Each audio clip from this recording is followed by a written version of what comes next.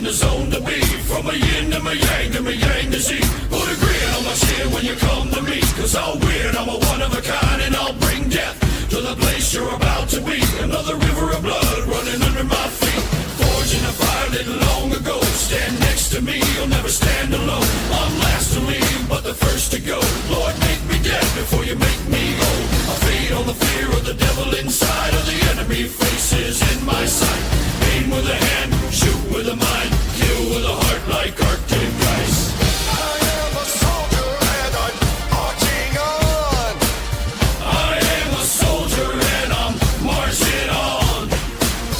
I am a warrior, this is my song. I am a warrior and this is my song. I bask in the glow of the rising war. Lay waste to the ground of an enemy shore. I read you, Lima Charlie, loud and clear.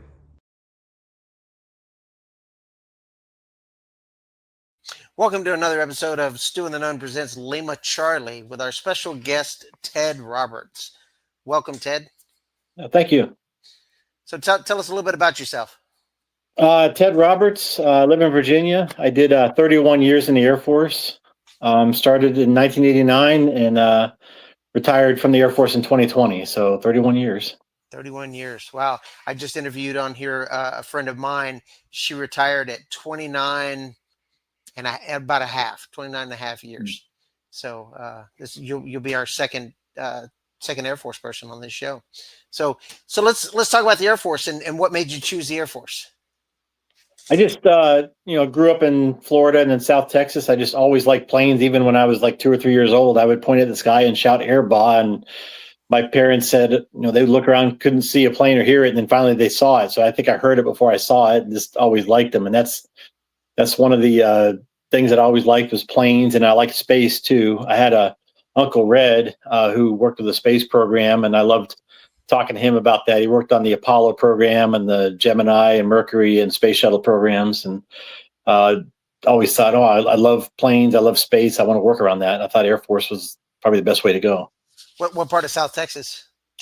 Down near Corpus Christi, a little town called Portland, Texas. Okay. I'm originally from Texas. I'm from Southeast Texas. Okay. Across the bay from Houston. But I go down to the Corpus area. I go down to Padre Island National Seashore every year during Veterans Day weekend, and do some fishing with some friends. So it's a good time. So you chose the Air Force. Did you consider the Army or like going Army Aviation or Marine Corps or anything like that? I did. I considered the Navy, actually. So graduated from high school in '88, and Top Gun came out in '86, and I was kind of at the time I was also thinking about I wanted to be a doctor, go to med school and all that, and then I did Medical Explorers and realized maybe needles and doctoring isn't the thing for me, and I realized I like math and science more. I got a letter from lots of colleges, my sophomore and junior year in high school, and one day I got a letter from the Naval Academy and it says, "Hey, we hear that academically you're a top gun." And I told one of my friends, because I was working at H-E-B, a grocery store in there, and I told him that I got that. And he goes, "I dare you to apply." He's like, "You know what? I think I'm going to apply. I think I'd really like to fly or go into aviation." So I decided to apply for the Naval Academy. It's actually my first choice in high school, and applied. And I got a nomination, but I didn't get in. I applied for the college, for the ROTC scholarships for both the Navy and the Air Force. And I actually got an Air Force ROTC scholarship, but not a Navy one. They said it was a medical thing, so I didn't really do well on the depth perception test. So the Navy said I was waiverable. The Air Force said I was commission qualified, so I got the Air Force ROTC scholarship. Okay. Well, the Corpus Christi, that area, I mean, there's a fairly decent naval presence down there, and the Coast Guard as well. So Navy kind of makes sense, being close to the coast. I'm sure you probably like fishing, So you go to the Air Force Academy in Colorado Springs. Is that where it's at? I ultimately went there. I took kind of a long route there. So like I said, I got an ROTC scholarship. I went to the University of Texas for 1 year. Okay. After that 1 year, I left and I enlisted in the Air Force in '89. So I enlisted and went through basic training at Lackland. Did 3 years enlisted. And then I applied for the Air Force Academy and got in. And I made the age cut off by 10 weeks when I got in there. So I was one of the oldest in my class. So I actually went in there for the class of '96. So back then, I went in '91, so just a little bit after you, and we had what was called the green to gold. Mhm. You could go enlisted to officer. Did they have? I mean, was that a kind of a similar program in the Air Force? So they had, I knew that they had 85 slots a year for active duty airmen to go to the academy, but they had only been filling about 25 or 30 of those a year. And I thought, oh, that's probably a good way to try to get in, was to go enlisted and then try to get in to the academy. So I was enlisted, doing my assignment, and I was taking night classes on base there at the school. And then I was telling one of my friends about my plans. He goes, "Well, you need to start applying." Because by then, I was realizing it was about 2 years in. It's like, you're right, I need to do it. And I realized this is my last year of eligibility. So I applied and then got in. So they didn't have a formal program back at the time. Actually, when I was at the academy, all of the prior enlisted cadets, we formed a prior enlisted council. And we said, we're only filling about 20 to 25 slots a year out of these 85 available. So we actually started an initiative there to start going out to the bases and recruiting and telling airmen about it and telling you should apply to this. And that kind of evolved into becoming something called the LEAD program, LEAD. And I don't recall what the acronym stands for, but it's a LEAD program in the Air Force to try to encourage active duty airmen to try to apply to the academy. Very nice, very nice. What was your job enlisted? So that's an interesting story. So I came in, went to base training, and I went to the Security Police Academy. So I was going to go into security police career field. So I finished basic training at Lackland, went across base to the Security Police Academy, and I had orders to go to Ramstein Air Base, Germany. And I was all excited. I said, yes, I want to go overseas, go see the world. While I was at the Security Police Academy, one day they told all of us in tech school there, I said, everybody has to go to the Security Police Auditorium for a presentation tonight after dinner. So we get there at about 7 p.m. or so, and as we're entering the doors, there's a bunch of these airmen in these ceremonial uniforms, seeing us come in. And as soon as we walk in the door, they start grabbing all the tall airmen and say, "How tall are you?" And I'm 6'3". So they said, "All right, you're 6'3", stay after the presentations." We go in there, and there's the US Air Force Honor Guard in Washington, D.C. on a recruiting visit. And after they showed us a movie, had the drill team perform, we get out of the presentation. Those of us they told to stay, we stayed, and they took our height and weight measurements and had us go in and do an interview with a panel of honor guardsmen. And then, we went back to the barracks that night and went to bed, didn't think anything of it.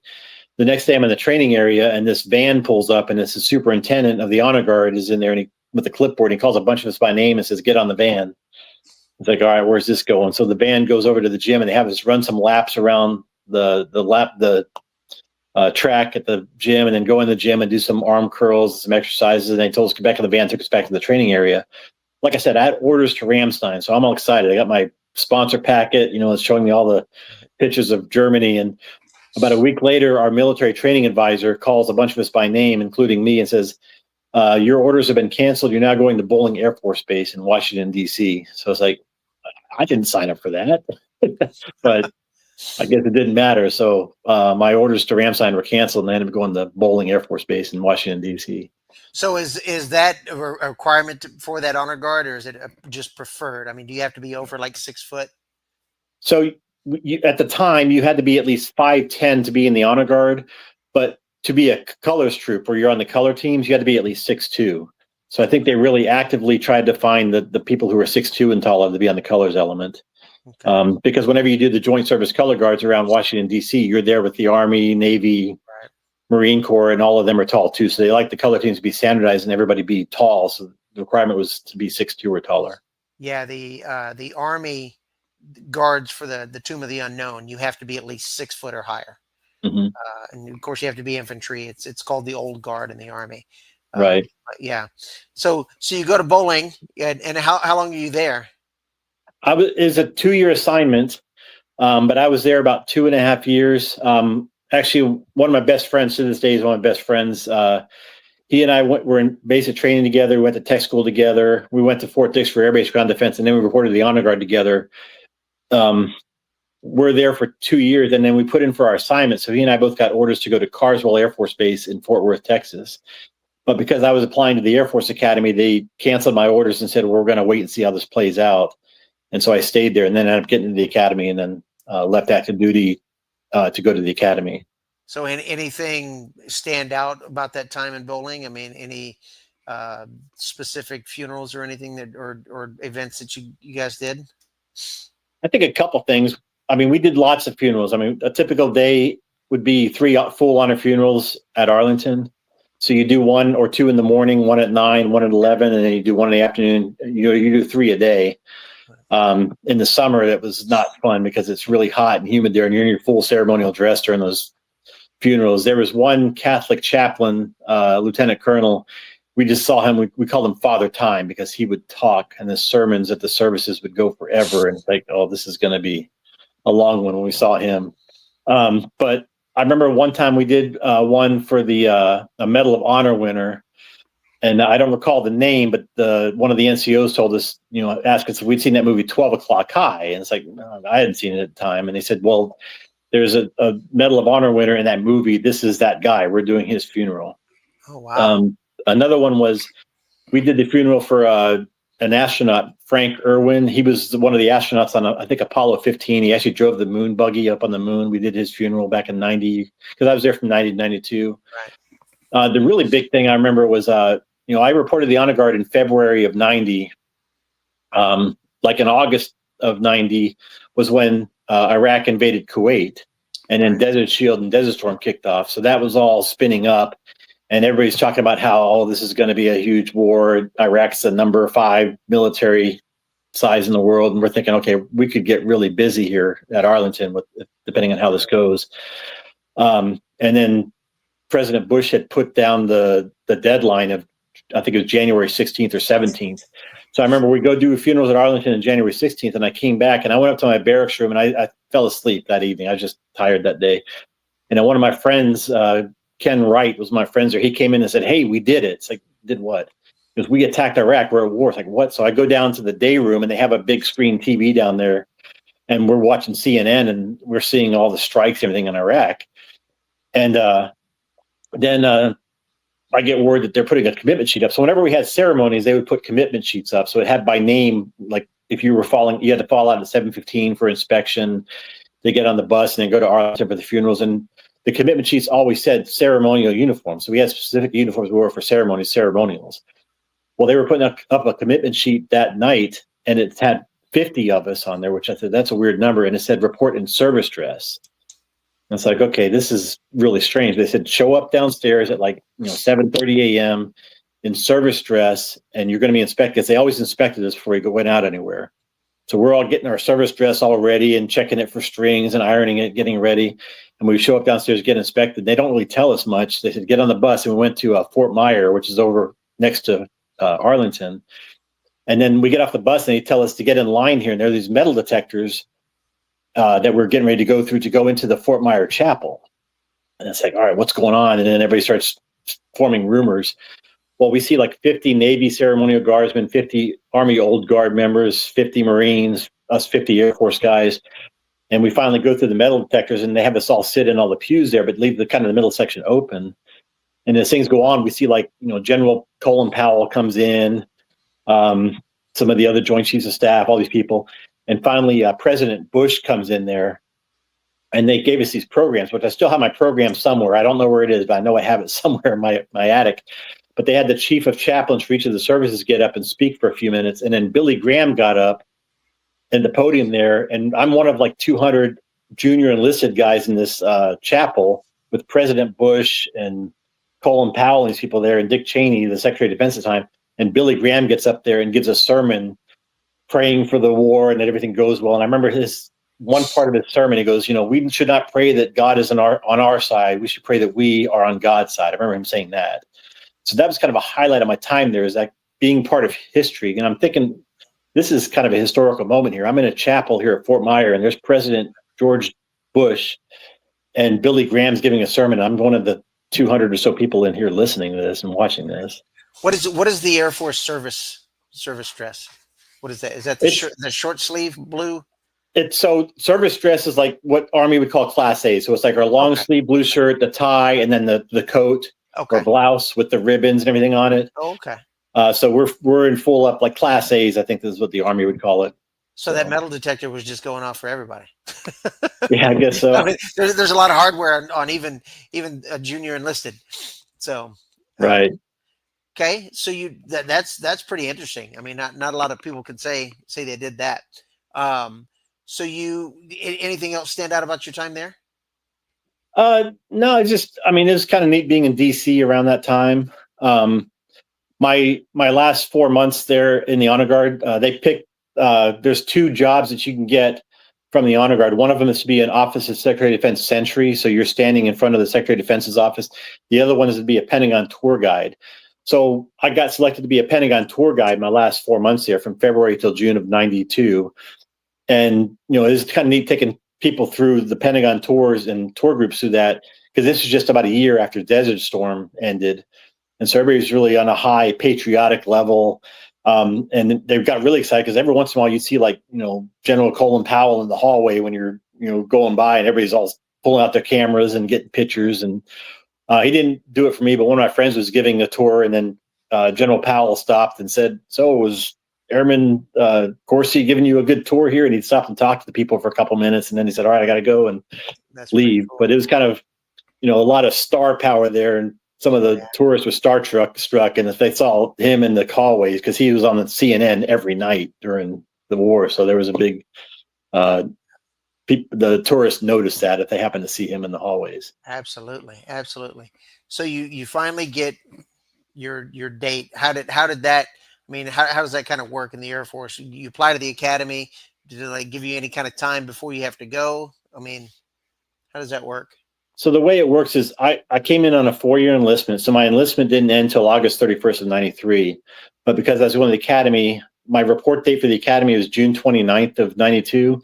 So they actually gave me orders, and they separated me from the Air Force on June 28th. And so I actually had a break in service of, a few minutes there, I guess, technically. And I reported in on the 29th. So I had some leave. I took some leave, took my car and some of my stuff home to Texas to leave with my parents. And I flew back to DC. And then I had like 2 weeks of leave that I took there. And I think I sold some leave back. And then I went home, and then I actually left from Corpus Christi, Texas, and flew to the academy on the 29th and reported in. So how long did you have to commit for? Was it just the 4 years of school, or, how does that work? So I think since I was an active duty airman, if I had quit or left the academy in that first couple of years, I probably had to go back and finish out the last year or so of my time.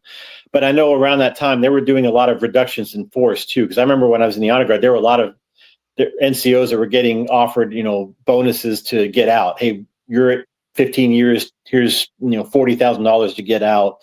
And, people told me it's probably going to be happen. If you don't make it to the academy, you're not going to be brought back in. They're just going to, send you home.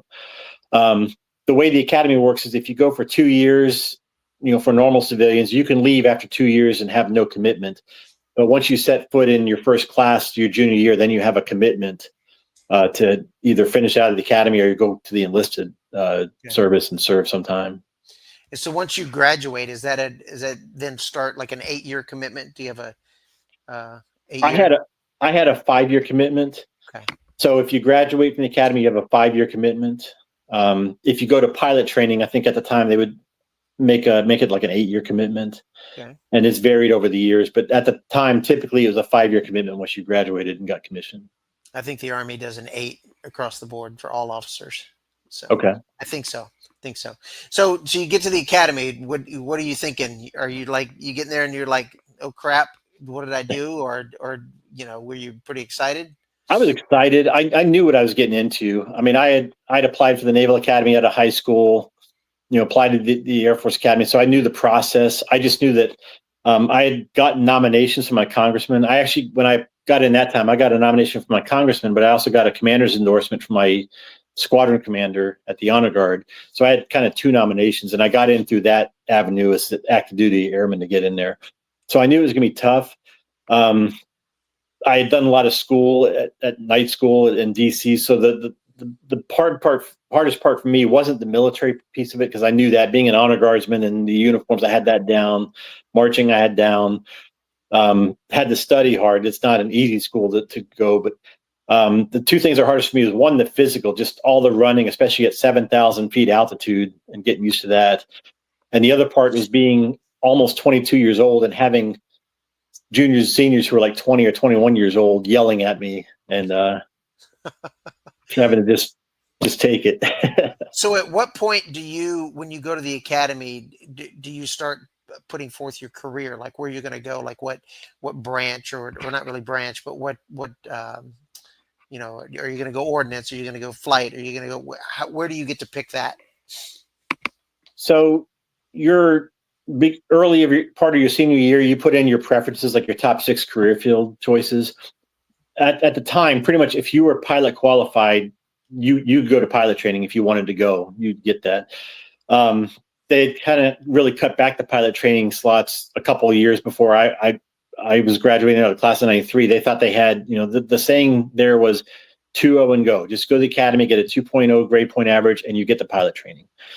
Well, in the summer of 90, or the fall of 92, Sheila Widnall, she was Secretary of the Air Force. She came in and they had all the senior class, the class of 93, come to the auditorium. Arnold Hall was the auditorium there, and told them, we know that typically about 800 of you go to pilot training every year, but we are really scaling back the pilot training right now. So there's only going to be 525 slots given out this next year. 225 are going to your class, and the rest are going to ROTC and OTS graduates. So it's going to be a highly competitive process to get pilot training. So the seniors, when they came back to the barracks, they were pretty mad about that. And some of them might have taken it out on some of us freshmen too, but fourth class cadets.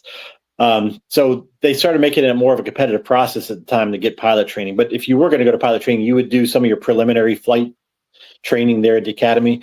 But your senior year, you get to put in for your career field, and you get to pick 6 choices, like your first, second, third, fourth, fifth choice, and so on. You put that in, and then sometime around the spring semester before you graduate is when you find out what your career field is. So what were your 6? My first choice was space ops, space and missiles. Second choice, I think, was Intel. I put like engineering, because I was majoring in astronautical engineering there. So I put engineering, acquisition, some of those things. And then I put security forces, but I think that's like my 5th or 6th choice because I didn't have a strong desire to go back there. I wanted to do something more operational, like flying or space ops, those kind of things. And I got picked for space ops. Nice. So you're pretty excited about that, I'm assuming. I was. You're already working at it. So you get anything else happen that stood out while you're in school, you know, before you get to your senior year and you get to I think the big thing is so between your sophomore and junior year, you do these summer programs between the academic years, and they had one in between your third class year, sophomore year, and your second class year, junior year, called Air Education and Training Command AETC Leadership Program.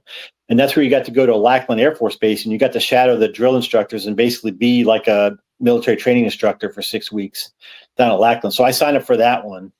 So I had gone through basic training as a basic trainee there in 89. 5 years later, in the summer of 94, I'm back there as a cadet through that leadership program, actually working with the drill instructors and helping train the basic trainees there. And I actually saw one of my old MTIs, military training instructors, there when I was down there in 94. So that was kind of interesting getting to see him. Very nice. So you get the career field you want. Where did you go? Where was your assignment right out of school? So I got space. So I went to Vandenberg Air Force Base because they had at the time as undergraduate space and missile training. Because back then, space and missiles, ICBMs, was a combined career field. Okay. So you do a 10-week USMT course. And at the end of the course, based on your class ranking, so I had 17 in my class, they ranked us 1 through 17, and then they put 19 different like bumper sticker type magnets on a board at the O Club. And so the number 1 guy got to pick his choice and put it by his name. The number 2 guy got to go up and pick what was left, and so on. And then so we got to pick our assignments. So I picked Malmstrom Air Force Base ICBMs because I wanted to do missiles first. They had the Minuteman education program where you could get your master's degree while you're doing missiles, and I wanted to go to Montana. So okay, I was going to ask where Malmstrom is. So yeah, Great Falls, Montana. Okay, what'd you think of Montana?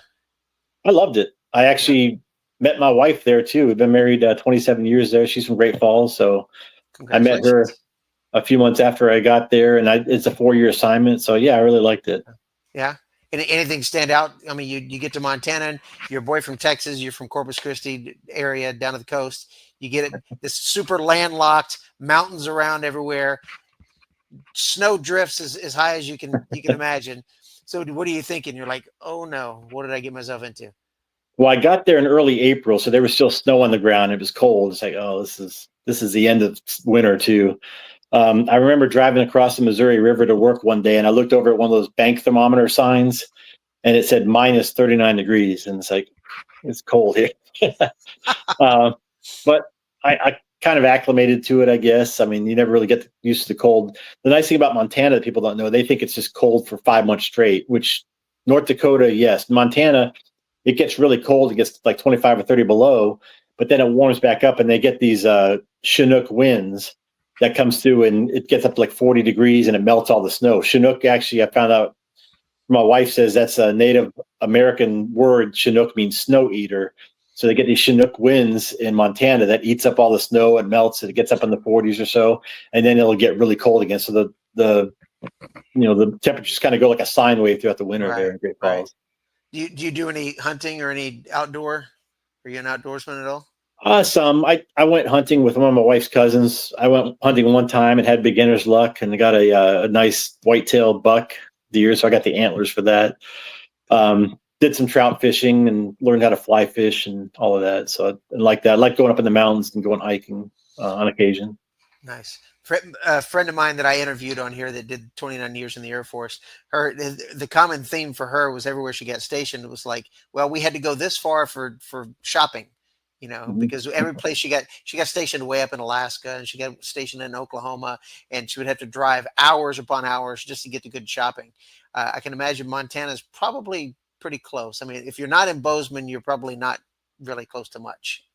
Great Falls wasn't bad. Great Falls is about 60 to 65,000 people. So it had a mall and some other things, and the base is on the east side of town. So you had some decent things in the city there. But yeah, if you wanted to go to Billings, it was like a 3-hour drive, or Missoula is about a 3-hour drive the other direction. Okay. So you get there and you're an 01, I'm assuming. Yes. How does that rank work? Like in the Army, 01 to 03 is not really automatic, but it's more automatic than not. How does that work in the Air Force? It's pretty automatic. Unless you really mess up, you're gonna you get graduate and get 01. You're gonna put 02 on 2 years later, and then 2 years later you're gonna put 03 on again. Almost automatic unless you really mess up. Okay. So did you make 03 while you were there? I did. You did? Okay. So anything stand out, Montana? I mean, anything else? Just being a missileer and doing ICBMs and all that. I think the big thing there, so I was there from 97 to 01. So we would, when you're in missileer, you go out with a 2-person crew, you go to your squadron pre-departure briefing, and then they have all the squadrons come together, because at the time there's 4 missile squadrons. And the missile capsules, the missile fields is spread out over like 23,000 square miles up in Montana. So the closest site was like 26 miles away from the base. The farthest was 151 miles away. So you come in, you do your squadron pre-departure briefing, and then the squadrons all get together in the auditorium for the group pre-departure briefing. They kind of brief you on the weather, the maintenance, what's going on. And then you go back and you call your crew that you're changing over with, and you see if you need to bring any supplies out for the capsule, like printer paper or markers or any of that sort of thing. Right. And then you get in your crew vehicle and you drive, if it's Oscar was the one that's 151 miles away, you would drive 3 hours to Oscar. And then you go out there, you pass your dispatch, the flight security controller lets you in, you get a briefing from them, check everything out. And then you go down and take over for your relief crews. You got to inventory the classified. So I don't know if you've seen the first few minutes of War Games. Yes. That sort of loosely depicts how it is. Okay. We used to joke about that because they said, yeah, they're doing a high five changeover where you just kind of go in, high five, those guys leave and you stay there. But it's like a 45-minute process because they have all the classified documents laid out on the bed and you have to inventory all of that. Sure. They give you a briefing on what's going on that day, like maintenance, weather, any faults with the missiles, error messages. Then you have to actually go through and count all of the cookies that they call them. Those are what you have to open and to authenticate messages if need be. Okay. And then you put them up in your lockbox and then you put your locks on there and then you sign for the alert. So it's actually a 30 to 45-minute process to inventory everything and get the changeover. So it's not like War Games where two guys walk in, the other two guys walk out and go home. It's so then how long are you there? How long are you there before you go back to? 24 hours. Oh, So just it's 24 hours. Yep, 24 hours. So you're out there. You and your crew partner are down there. It's like 100 to 120 feet below ground in a missile capsule. Launch Control Center is what they call it, LCC. And you're down there. You got the 8-ton blast door that's closed. You can open it if you need to get. They send food down for you. So you order your meals from up top side. We call it up in the building upstairs is called the Missile Alert Facility. So you have a flight security controller, a facility manager, a chef, and then some other security forces members. And so that you call up to the chef, say, hey, we want to order this for lunch or order this for dinner, and they'll send your meals down to you on the elevator, and you open the blast door and go get it. And So bring you're it not in. ordering Domino's pizza and having them bring it in. No. You're often like 2 hours away from the closest Domino's there. So Yeah, they're not going to deliver that in 30 minutes or less. So no. oh, that's really cool. So you're there for 24 hours and then you go back, and then I'm assuming you're off for 24 hours, or you're doing something else for 24 hours and then you're back. You do. Or, So on say you go out on alert on Monday. So Monday you drive out, you change over the crew, and you take over the alert. On Tuesday, a crew comes out and relieves you, and you drive back to base. I was in the 12th Missile Squadron, so our sites were all pretty close. Like, the farthest site we had was like 67 miles away.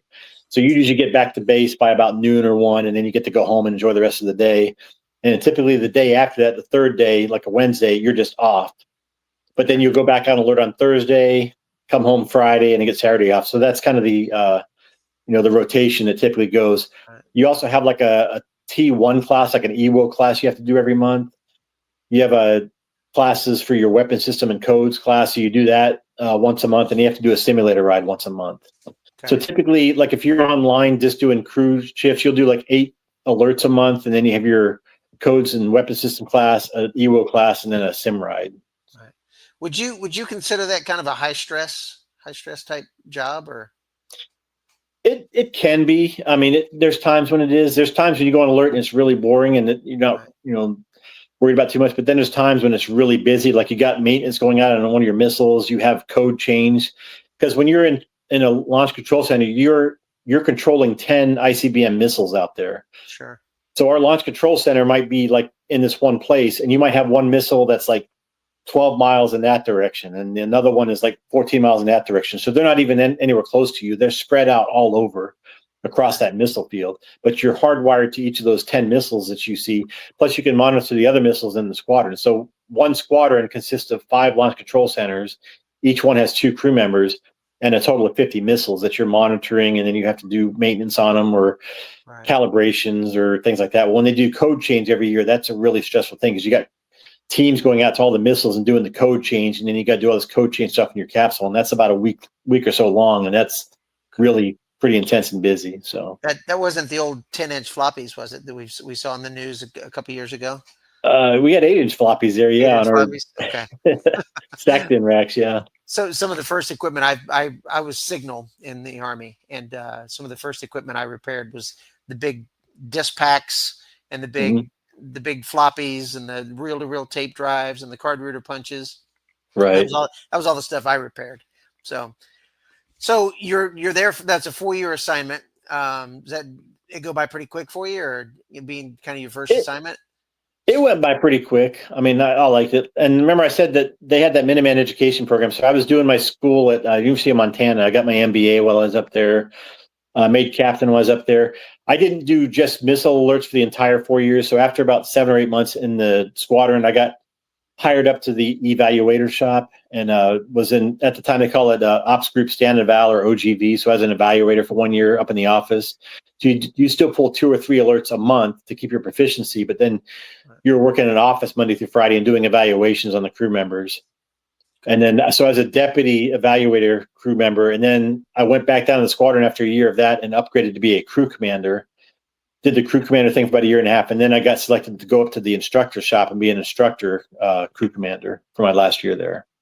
So the instruction is right there out of the base of Montana? It is. So remember I said they have the sim ride that all crews have to do every month? Mm-hmm. My last year as an instructor, I was actually one of the simulator instructors. So I would give the sim ride to crews. And it's typically like a 3 to 4 hour simulator ride that they have to do. So every month is a different simulator ride. They kind of go through the different tasks that you could do and different scenarios. but then they also had an upgrade sequence. So when a new crew member comes, or when a deputy is going to upgrade to be a crew commander, they give them a new deputy. They have to go through an upgrade sequence. They have to do 4 simulator rides. So on Monday, they come and do a 4-hour simulator ride, another one on Tuesday, Wednesday, and Thursday, 4 of them, and you're prepping them for their evaluation. Okay. And it kind of goes through all of the potential tasks or scenarios that they could see, so that then when they take their evaluation, then they're prepared for it. Right. Okay. Wow. So where did you go after this? You're captain now. You're an 03. So I mean, you're probably moving on into more command oriented type positions, right? Typically Air Force, you do like 2 or 3 crew type assignments, like operation assignments. So I did missiles first. So then from Malmstrom, I went to Vandenberg again, California, because that was a training base for the space and missiles. So I went back to Vandenberg for Discus 3, Defense Satellite Communication System 3. So it's a communication satellite system that the Air Force operated. So Discus 3 that we call it. I went there for 5 months of initial qualification training to be a Discus 3 satellite vehicle operator. So we had to learn for like 5 months how to operate these satellites, how to fly, and we had to memorize the telemetry tracking and commanding diagram for the satellite. Learn how to, when we do a operation on a satellite, we call it a pass plan that you write. Whether you're going to do a 5-minute just state of health support, if you're going to do like a 3-hour maneuver for that satellite, you got to have like a 30-page pass plan that tells you all the different commands and steps you're going to do to prep the satellite, and then tell it to fire its thrusters, and tell it to stop firing, and then then come down off of that. So we had to learn all of the ins and outs for how to operate a satellite. So it was a 5-month school. So you're definitely putting your schooling to work, though. I mean, what you went to college for, you're definitely putting all that to work. So right. You go to 5 months out there, back to Vandenberg, and then where did you go? I went to Schriever Air Force Base in Colorado Springs. Okay. And the 3rd Space Operations Squadron, at the time, they operated Discus 3 satellites, and they also operated NATO Skynet satellites. So when I got there, there were some officers and NCOs who were NATO Skynet satellite vehicle operators. I was there with other officers and NCOs who were Discus 3 satellite vehicle operators, and they were all on crew together. And what year is this? This is in 2001 to 2004. Okay. So anything, I mean, what do you think, Colorado Springs? You're back in that area, and so. I liked it a lot. One thing I do recall is they actually accelerated our class just a little bit in Discus 3 SVO operator school in Vandenberg. So we were supposed to graduate around September the 21st. Well, we got through the syllabus a little bit faster, so they accelerated our graduation to September 14th. So they had a few of us take our evaluations on the Monday, and a few of us take our evaluations on Tuesday, scheduled for that. So I took my evaluation on September 10th, 2010 or 2001. And so I think, okay, I've got my evaluation behind me. I'm in my apartment, and my mother-in-law calls about 6:30 in the morning and says, "Hey, are you watching the news?" It's like, "No, why?" She goes, "A plane just flew into the World Trade Center and the Pentagon's on fire." So I go and turn the news on. So it was September 11th, and that's when that happened. So it was right when we were getting ready to do our evaluations to graduate from that school. And I'm watching the news, and then they did a recall and said, "We all need to come in the base." So I had a friend that I rode in the base with there. He's one of my classmates. He comes, picks me up, and we go to get on base, and the line of cars to get on base is like almost stopped because they went to threat condition Delta. It's just locked down, and they're very strict about who they're letting on, searching everybody. We finally get to the auditorium for the training squadron, and they have us come in, and this colonel, I think he's the training group commander, talks to us and tells us about what's going on and what they knew at the time. They said, "Yeah, we've got a couple planes that flown in the World Trade Center, the one in the Pentagon. There's other planes that are flying around. We don't know what's going on, but just stay close, and this is what we're going to do and be ready for this." So that kind of went right at the end of our class. There was one thing, a big thing I remembered right as I was getting ready to move from that school back to Colorado Springs. So did you pretty much just stay on post then, or did you stay out, because you're living off post at this time, right? I am. And that lockdown happened for quite some time. I recall they let us off base and said we could go home because I was living my wife and then my oldest daughter was like 3 months old at the time, and we were living in an apartment in Lompoc, California.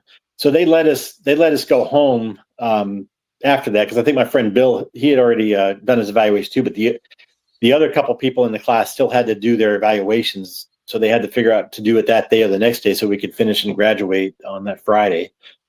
So I do remember getting to go home that afternoon and go back to the apartment, but they were still pretty strict on the base security, getting on and off base the rest of that week. So you get that call from your mother-in-law, and all this is going down. You get on base. I mean, I know in the military you kind of get lost in, I've got the next thing to do, right? But what were you thinking, during all of this? What was kind of going on? Just kind of shock and that it happened, and kind of wondering, all right, what are we going to do? What's this mean? And how things are going to go? Because it definitely was perceived as something, the world had changed at that point. Yeah. But we didn't know what that meant, but we knew we were trying to get done. And then they said, all right, when you graduate, get to your base and get to work because we need you, because this is going on. We didn't know how that was going to play out, and I think a lot of people were still trying to figure that out, but that's kind of where we were then. Okay, so you graduate, and then where do you go? Where are you at next?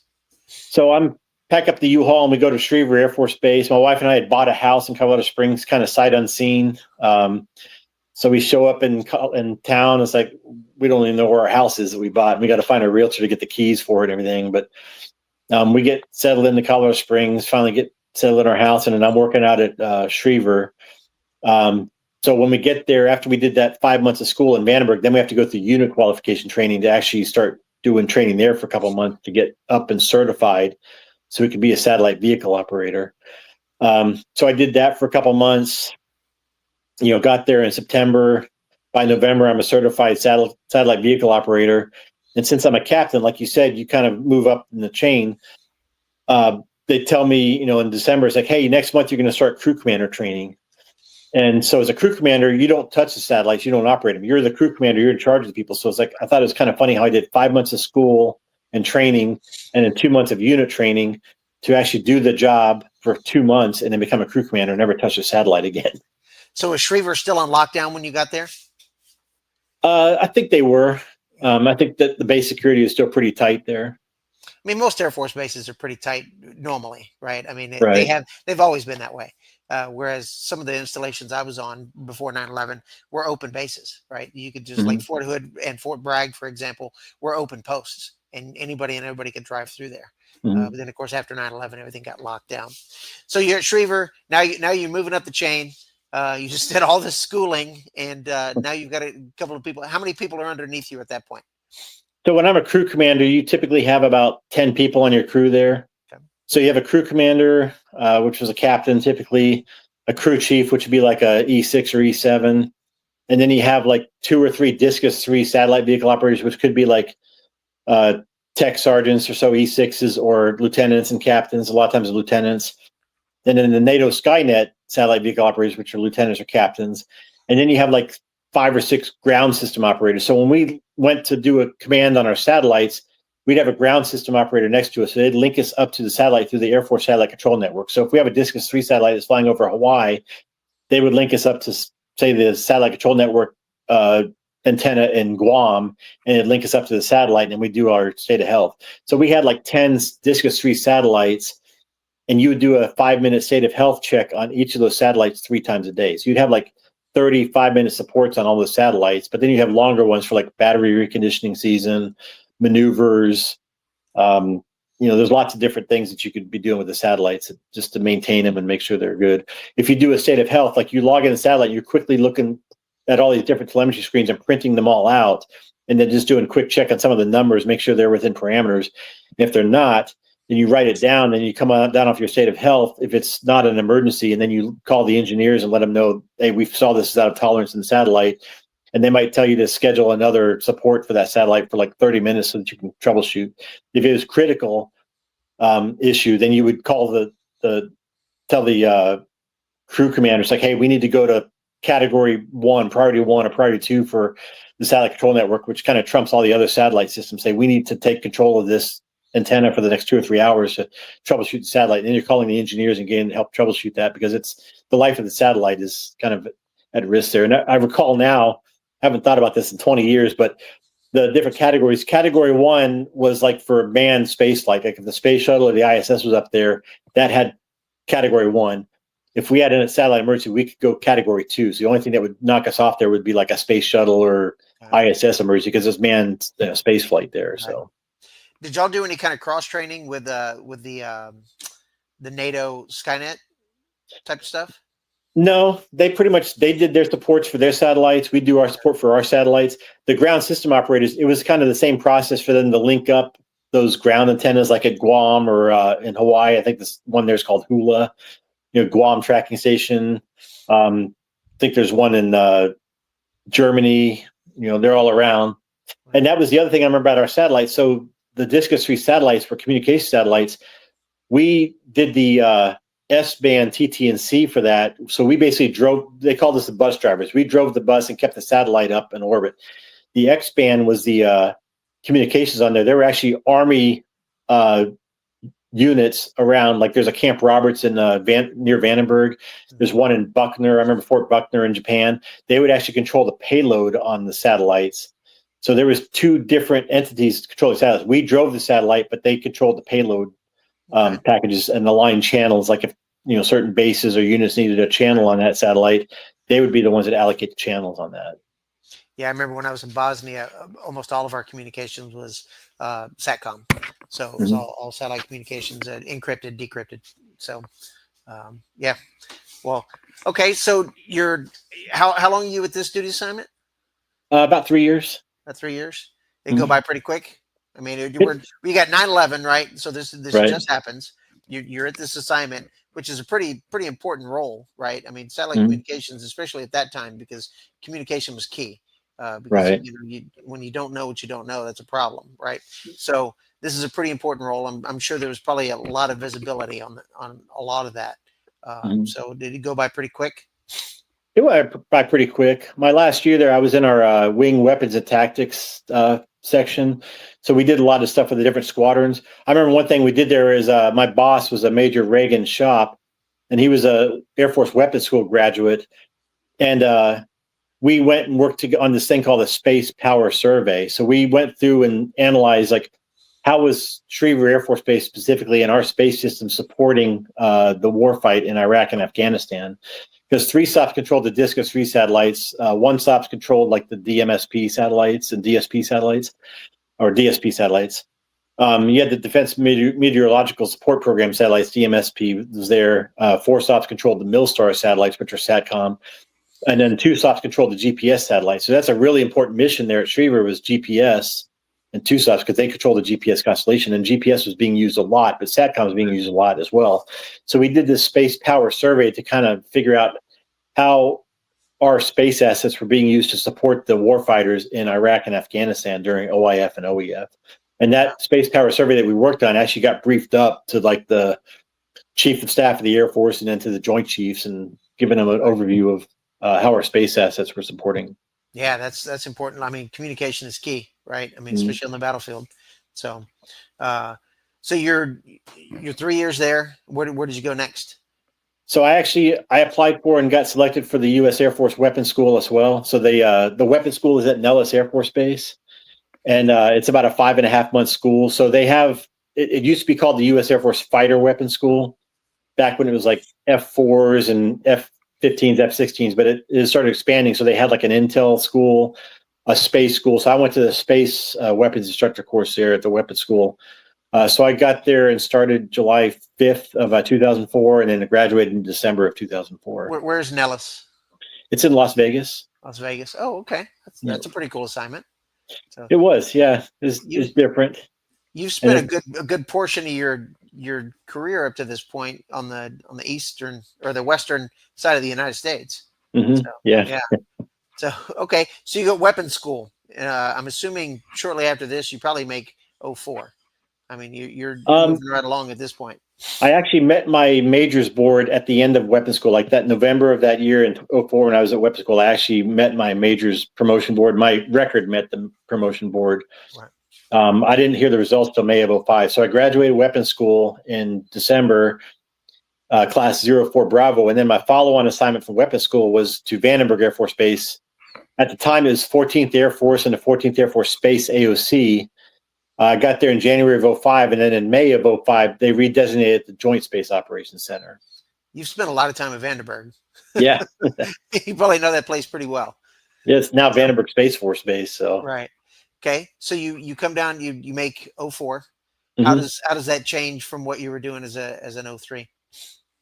You kind of move up into more leadership positions. So when I got to Vandenberg, I was a cell chief on the JSPOC ops floor. So they had 4 cells.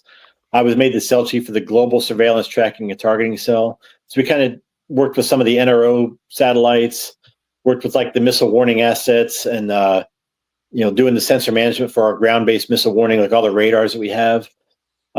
Did that for a few months, and I upgraded to be a senior space duty officer. So I was one of the crew commanders, if you will, for the JSPOC ops floor, and doing that, and had some interesting events during that time there. In 06, 05 and 06. So, like, one of the things was the space shuttle Columbia accident had happened a couple years before. So they were getting ready to do this first launch of the space shuttle since that accident happened. Right. Also, North Korea was doing lots of missile tests around that time. So we'd see the space shuttle launching and it's going off. Then all of a sudden you see, I thought in my mind goes, what if North Korea tries to shoot down the space shuttle? And sure enough, a little while later, all of a sudden you start seeing all these warnings going off that North Korea is launching missiles or anything like that. And we ended up having to call. General Shelton was the commander at the time, and all of them come in. And it was just a really stressful day that day. I think it was in July of 06, if I remember correctly. Wow. And I remember he was in there, and I was the senior space duty officer in command there, and General Shelton and all the senior leaders were in the conference room next to the ops floor. And I'm going back and forth between there all the time, and then having to kind of lead everything in the ops floor. And I just remember at the end of that day, I felt spent. And I remember when everything cleared off, the conference room was empty except General Shelton was in there at the head of the table. And you see him just kind of rubbing his nose and have his head down like he'd been through it too. And it's like, I'm not going to bother him right now. Probably a good choice. Good Yeah. choice. So, all right. So have you, I mean, because I know in the Air Force, you guys get to volunteer for your deployments, right? So if you were to go anywhere. Now, does this type of role that you're in, I mean, is there any deployable job for you, like in Afghanistan or Iraq? There is. So because I went to weapons school, that made me a lot more deployable because they like to send weapons school grads, or patch wearers is what they call them in the Air Force, to deployed locations to provide that space support. So while I was a senior space duty officer, one night, one of my weapons school classmates emailed me and said, "Hey, Ted, I hear you're coming to visit us, or you're coming to replace me here in Afghanistan." It's like, what? So I'm emailing back and forth, and he's telling me, "Yeah, I'm deployed here. I'm the space liaison officer at CGTF 76 at Bagram, and you're going to be coming to replace me here in September." It's like, oh, okay. So I started getting ready for that. And so September 11th, 2006, 5 years to the day after 9/11, I'm actually at the Santa Maria airport waiting to get on a plane to fly out to Norfolk, Virginia, to then catch a rotator to fly out to Afghanistan and do a deployment there as their space guy. What were you thinking going into this? You're like, I don't know, you a little nervous? I was a little nervous because I had never been to Afghanistan or anything like that. I was kind of excited but nervous and didn't know what to anticipate. The perception I had of Bagram is like, okay, it's this little base with a couple hundred people, austere location. The big surprise for me was when I got to Bagram and seeing how huge it was and sprawling, and there were like thousands and thousands of people there. And it's like, this is actually a really big base. Yeah. There's a lot going on. That was a central hub for a lot of things. So you get to Bagram. Of course, you get handoff from the guy you're replacing.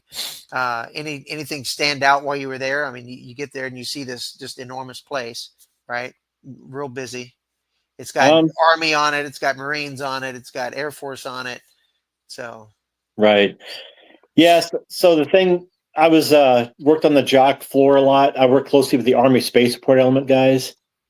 CJTF 76, which was the 10th Mountain Division from Fort Drum, New York, was running that. So at the time of CJTF 76. So I was the Air Force.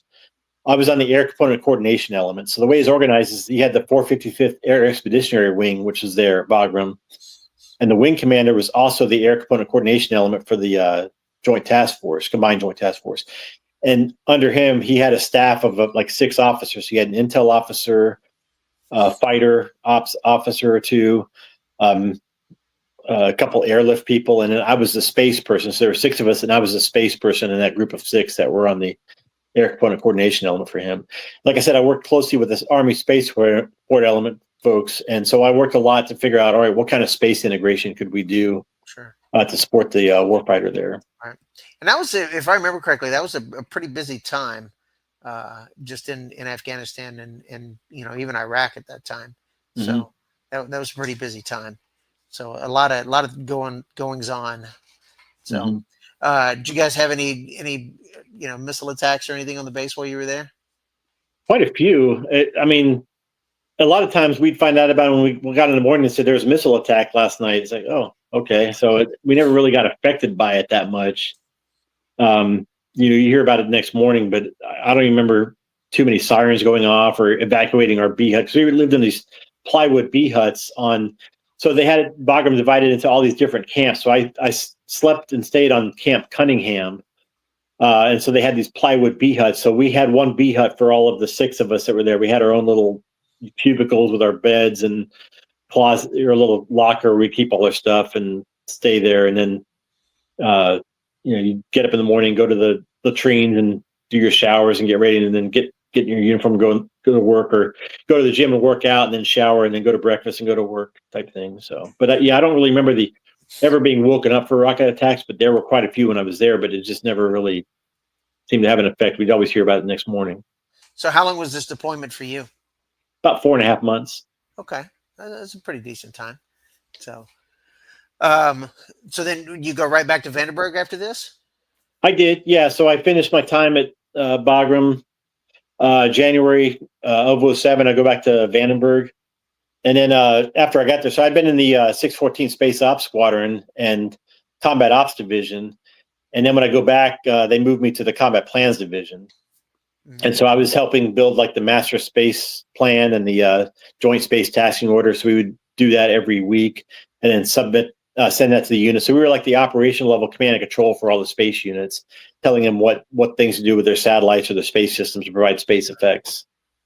And at this point, you've been in the Air Force, either enlisted or officer, for almost 17 years, right?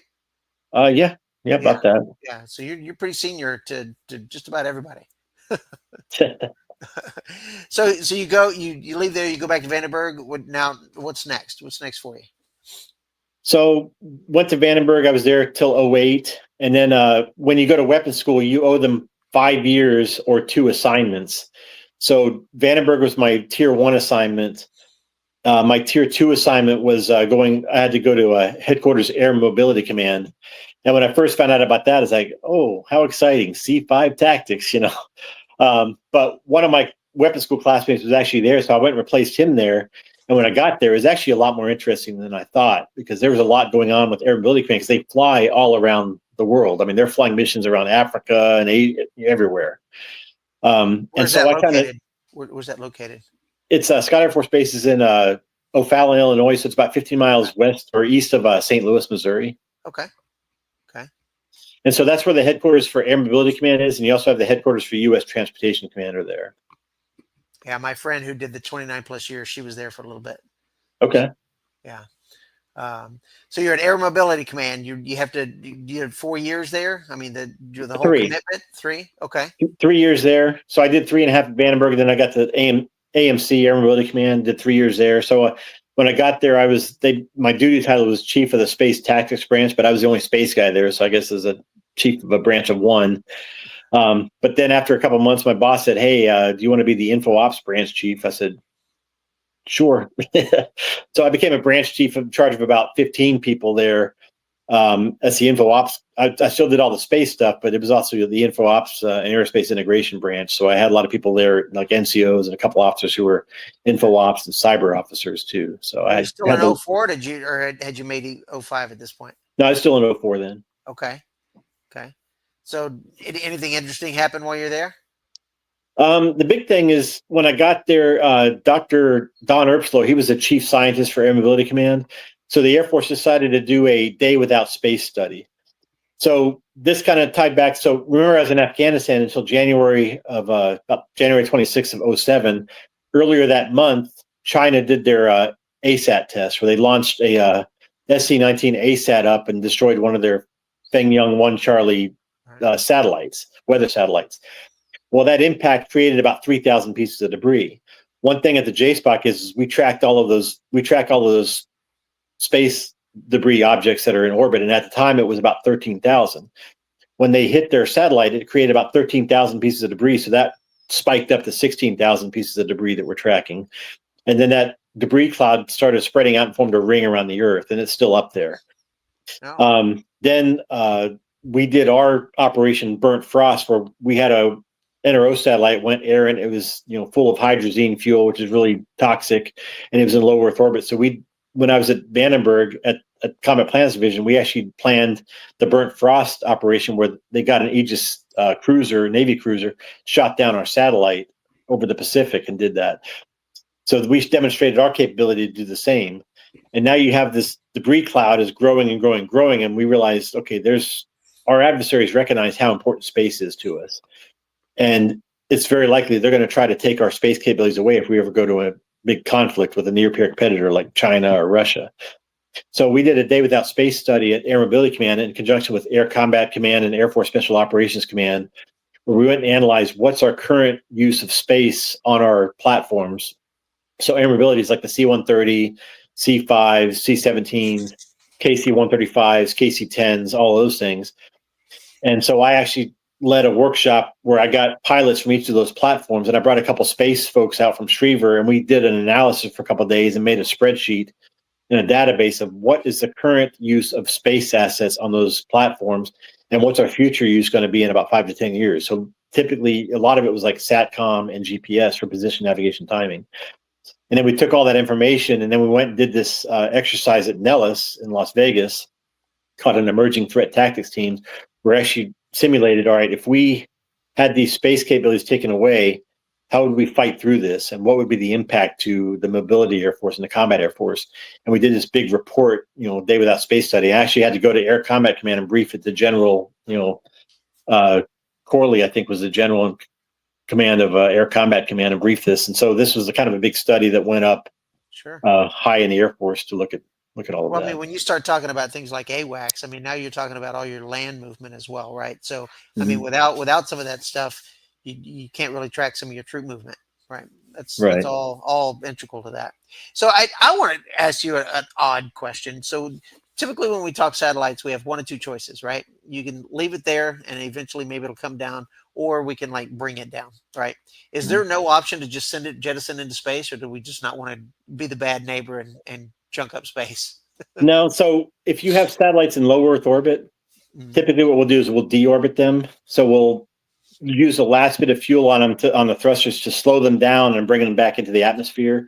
And we typically try to have them re-enter and crash into the Pacific Ocean somewhere and have them sink in the Marianas Trench or some deep place like that, away from populated areas.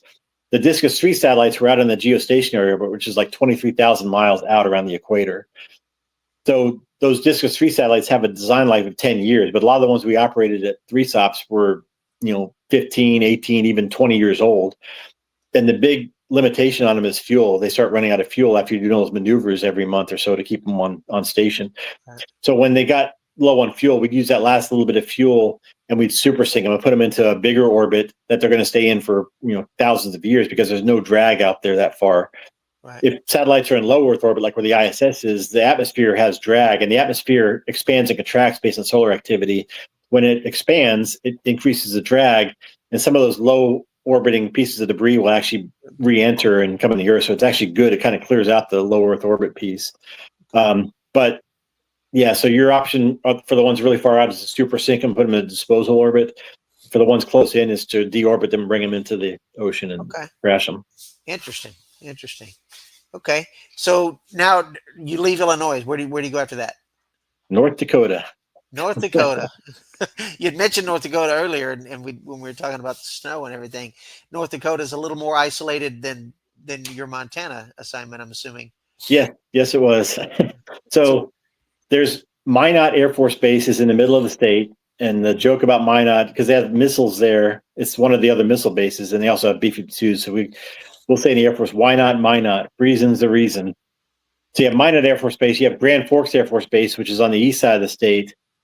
Well, if you go way up north and in between them, there's a third little Air Force station at the time called Cavalier Air Force Station, which is up near Cavalier, North Dakota.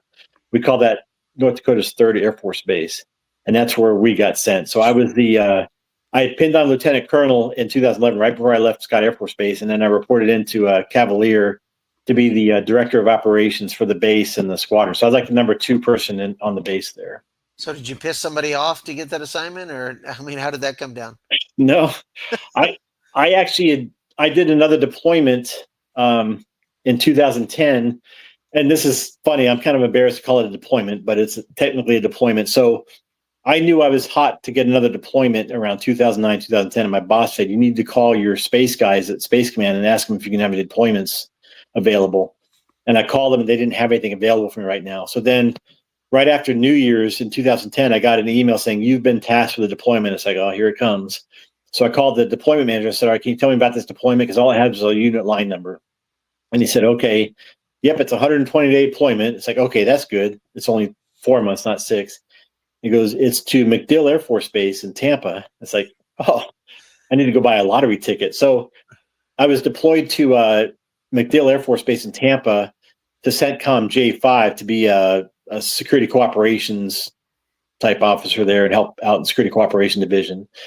And then about a month later, one of my friends at Air Force Space Command, A3TW, said, hey, are you available to do a deployment this summer? I was like, no, I'm already tagged with one. He goes, oh, we really could have used you. It's like, well, I called you guys 2 months ago and you said you didn't need me. So now they tagged me with this one.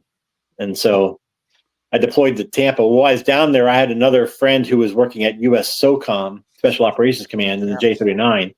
So I went and met with him, and I was talking to them and said, hey, I would love to come here for my next assignment. So they actually worked a by name request for the SOCOM J3 to me to by name request me to SOCOM. Nice. To be a J39 staff officer, which would have been great because I grew up in Florida too before I moved to Texas. Sure. My parents lived down in Fort Myers, 2 hours south. It's Florida. You can't beat that. So I had a by name request to go to SOCOM and thought everything was all good. Well, somebody else put a by name request for me at 21st Space Wing at Peterson to go be a director of operations for a squadron. And so one of my friends was at the personnel center, called me and said, hey, we got a by name request for you. It looks like you're getting asked to be a DO in a squadron, which is better from a professional development standpoint because that lines you up to be a squadron commander and move on and get promoted. So I said, great. So Florida, Vandenberg, Colorado. He goes, Cavalier, North Dakota. It's like, can I trade that? So I got tagged to be the DO for the 10th Space Warning Squadron at Cavalier Air Force Station, North Dakota. And that trumped the SOCOM move because, again, it's better from a professional development standpoint. Yeah. So I said, no, you got to go to North Dakota and do that. So SOCOM, I hear, is not a bad assignment, though. I hear it's pretty good for your career as well.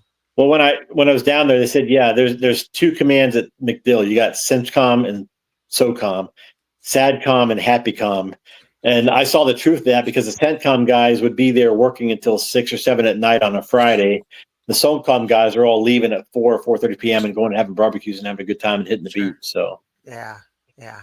So you're in North Dakota, cold, probably. What you don't have any Chinook winds up there. I'm assuming it probably just when it gets cold, it's cold.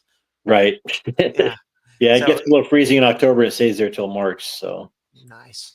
How does that? I mean, how does that affect your work? I mean, I lived on the base, and so the base is like 280 acres. So there's like 6 duplex homes on the base for the squadron members, and there's 2 bigger homes kind of off on a cul-de-sac. One of them, they're identical in every way, except that one has a 2-car garage and the other has a 1-car garage. So the 2-car garage was the commander's house, and the 1-car garage was the DO's house. So we lived in the 1-car garage house, and then she and her family lived in the 2-car garage house. So, and I'm sure up there they're more prepared for the snow and the ice than they are, say, in Corpus Christi, Texas. They do. So you have to get block heaters on your car. They had plugs in the parking lot where you'd plug your car or truck in when you went to work in the wintertime. And then the radar building was like 110-foot tall concrete, big radar site that's facing north because it's a missile warning site. So it's facing north to see any, missiles inbound. If Russia or somebody decides to launch against us, they're going to pull into the Arctic Ocean or the Hudson Bay and launch against us. So our radar is up there pointing north and about 4 degrees off to the right of true north to get the full view over the Hudson Bay. So I'm sure that probably freezes quite a bit. It gets cold. So anything exciting happened while you're there? I mean, you're really moving up on the chain at this point. So yeah. No, I mean, it's a missile warning site. We also did space surveillance. So they built this missile warning site for, if the Soviets at the time, back in the 70s, decided, they had a missile warning site up in Alaska. They have one in Cape Cod. They have one in Filingdales. But they realized there was a gap in coverage over the Hudson Bay. So this was built in like 76. And it's called the Spartan. It was part of the Spartan anti-ballistic missile system. So they built, so we were called the Spartans, was the squadron mascot.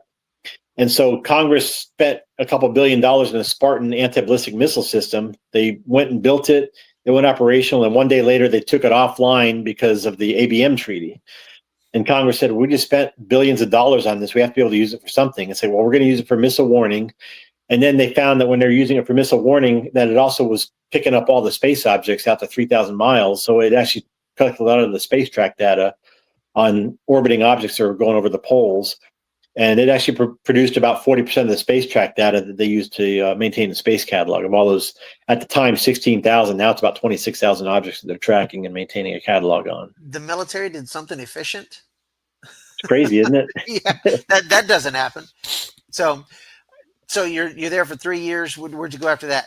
I was there for a year and a half. It's a shorter tour up there because I guess they figure it's too cruel and unusual to be up there for 3 years. So it's about a year and a half. From there, I moved to Norfolk, Virginia.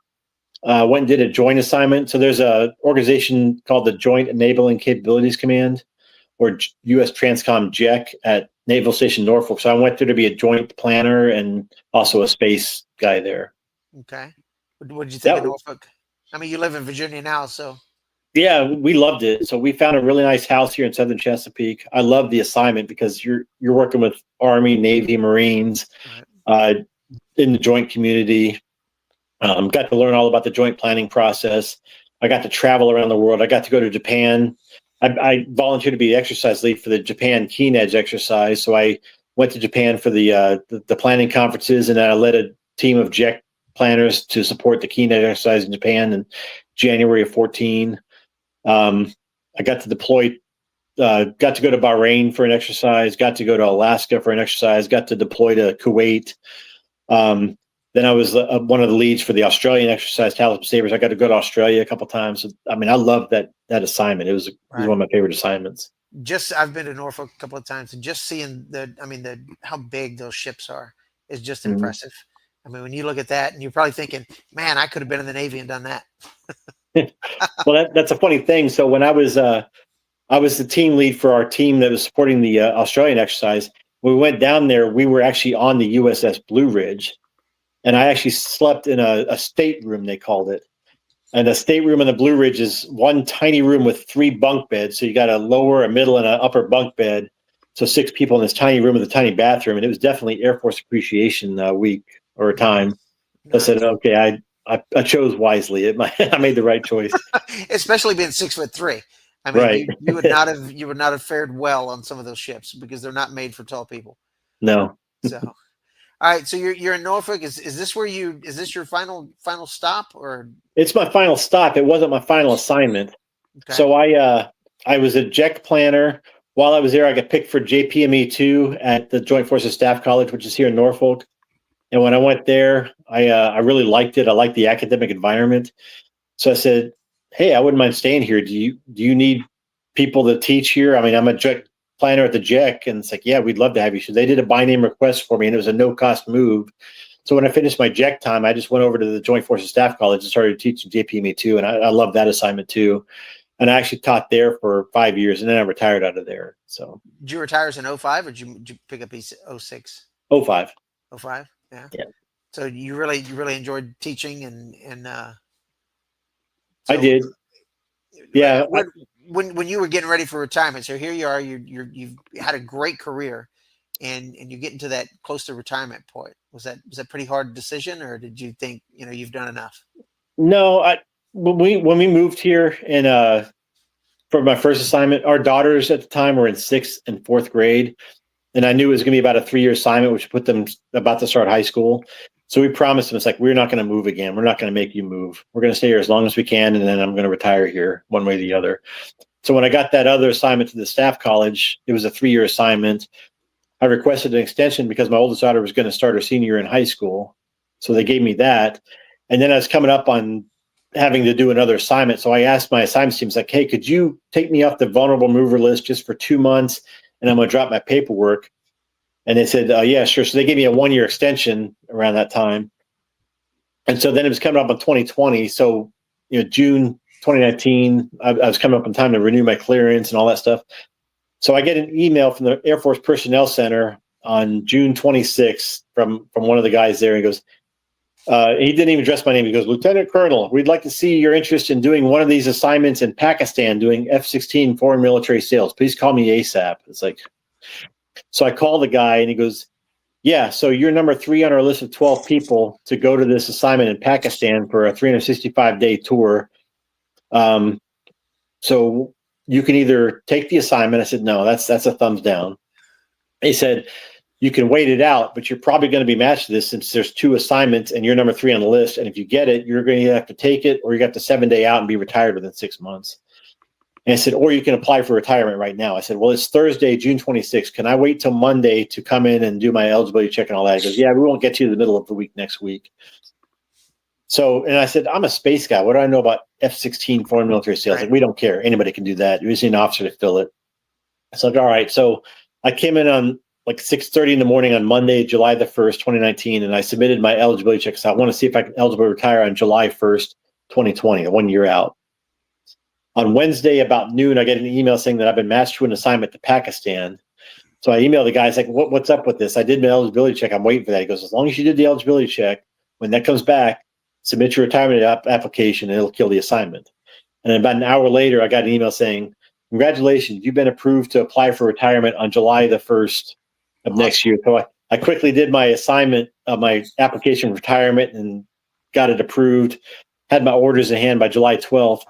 The funny part of this is that on August 29th, I got an email from that same guy saying the Secretary of the Air Force International Affairs has decided to change their policy, and they're converting this to a 179-day TDY, and they're inviting anybody who applied for retirement to withdraw their retirement application and stay on active duty. So I wrote back to him. I put funny exclamation point, put a smiley face, and just sent it to him. Nope, not going to do it. So you're going to retirement. Did you just fully retire? Did you take another job after that? What do you do now? So while I was at the staff college, this is where I thought about writing an article called "A Funny Thing Happened on the Way to My Dream Job." So my dream job, I thought, was to retire from the Air Force and then apply and work as a civilian faculty member at the staff college. So about a year after I started staff college, I started a doctoral program at Regent University. So in 2020, I graduated from Regent, my doctorate in May of 2020. I retired in June of 2020. I wasn't really sure. And this is when COVID happened. So they shut the staff college down, sent us home. I'm at home trying to figure out what I'm going to do when I grow up now. And a good friend of mine reaches out to me on Facebook Messenger in April. He goes, hey, Ted, how's retirement going? I was like, it's going well. He goes, you find a job yet? I was like, no, not yet. And he says, well, I got a friend who's looking for a couple space people. If you're interested, I'll send you the email with the job information. So I said, sure, send it to me. So he sends me an email, and there's this small company out of McLean, Virginia, that's looking for a couple of space people, space experts. And they say weapons school graduate is highly desired. So I said, okay. So I sent my resume to the guy on Saturday. We did a phone interview on Sunday, did another phone interview on Tuesday, and I had a job offer by Thursday to start as a space subject matter expert and a senior defense analyst starting July 1st. So I retired on June 30th and then started that job on July 1st, 2020. Wow. That's great. That's fantastic. That's awesome. So we've been going for quite a while here. It doesn't take long to spend an hour talking about right. this. So, is there anything else within your career that stands out that you want everybody to know? Um, no, it's just a small world in the military and the Air Force. Um, it's kind of funny because I mentioned I graduated high school in '88. When I was at Discus 3 satellite school in 2001, they had a map on there where there were pins in the map of where people were from. And I looked at the map and there was a pin in Portland, Texas. And I said, who's from Portland, Texas? So I looked at the list and there was a person in the class before me, David Trailer, and he and I graduated high school together. I hadn't seen him in 13 years, and we were in the same school and then in the same squadron together at Schriever 13 years later. And just running into different people. Like when I was in Afghanistan, I ran into a Maggie O'Hara. She's a friend of mine. So we were in ROTC together at the University of Texas for 1 year. She was at Malmstrom. I ran into her. She was a helicopter pilot by then. And then when I'm at Afghanistan, I'm getting ready to leave. I see her coming in and I see her. So you just kind of run into people at different times. It's kind of strange. So it's a small world, but I've just made some great friendships and lifelong relationships, and friendships in the military, and wouldn't trade it for a thing. I had a great ride. Yeah, the military definitely makes the world a little bit smaller. You run into a lot of those. So, well, I appreciate you coming on. I mean, it's a fantastic story. I really appreciate you coming on and giving us your time. Well, thank you. I really appreciate it. And thank you for choosing me and giving me the opportunity to share some of my experiences. Absolutely. Thank you so much. All right.